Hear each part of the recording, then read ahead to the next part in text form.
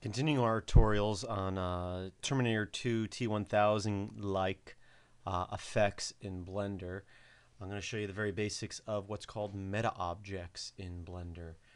So we'll start here in Blender.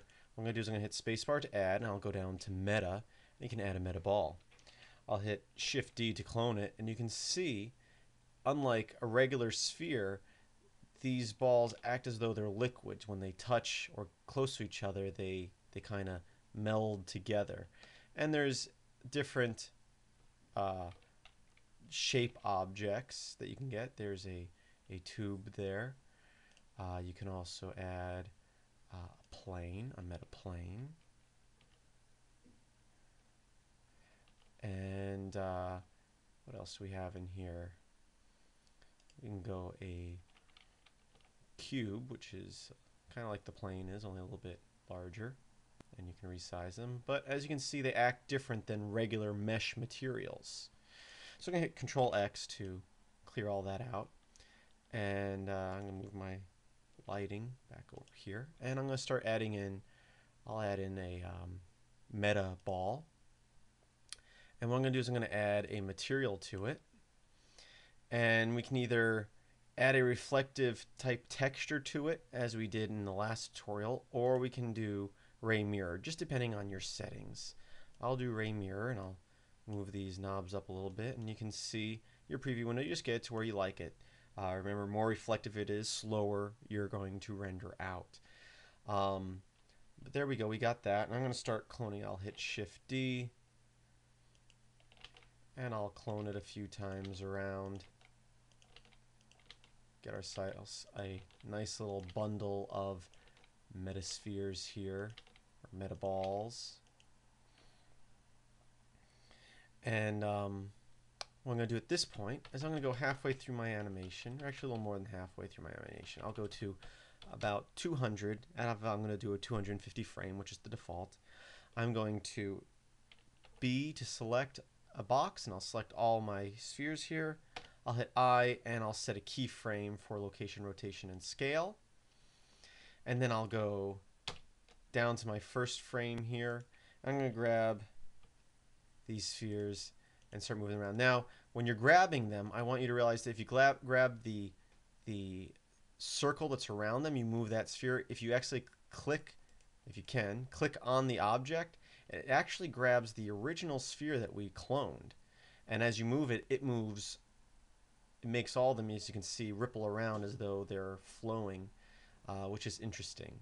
I'm not really sure too much why that's like that, but it can be useful. If you can just move one, it kind of makes them all move around like they were a liquid. So I'm just going to scatter these out and imagine that it's the T1000 has melted and he's in little different droplet forms now, as happened a few times in the movie.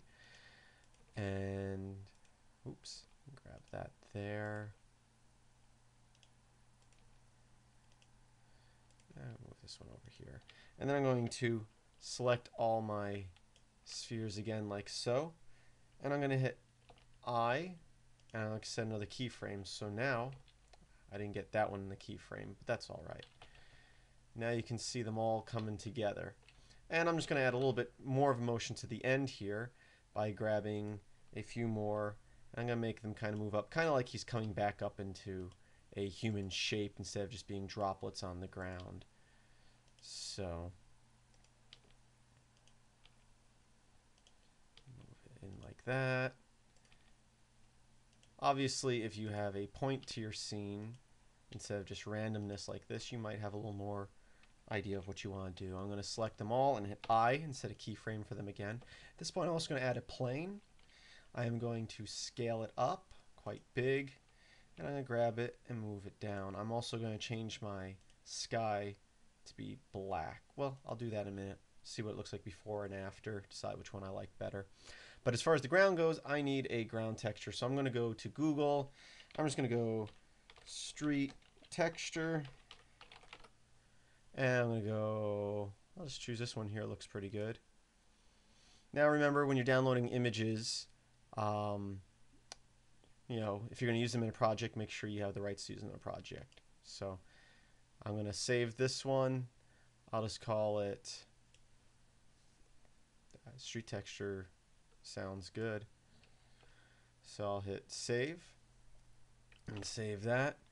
And then I'm going to go into the materials for the plane I just put out. I'm going to add a material, add a texture, add a new texture, make it a image. And I'm going to load an image, and it is going to be called right there, street texture. Now if we hit F12, let's see what we got going on here, how it looks. We've got our kind of metallic balls there that are reflecting the ground. I may have made them a little too reflective. And the sky, the reason they're blue on top is because my sky is blue. And so it's reflecting the sky there. So, I mean, you're going to tweak it a bit so you get how you like it. You can always save materials, you know, for later use once you get it how you like it. I'm going to turn this up a little bit. Maybe turn the reflection down a little bit. Not too much. Go into world. I'm going to make it black. And I'll hit F12 again, see how that looks.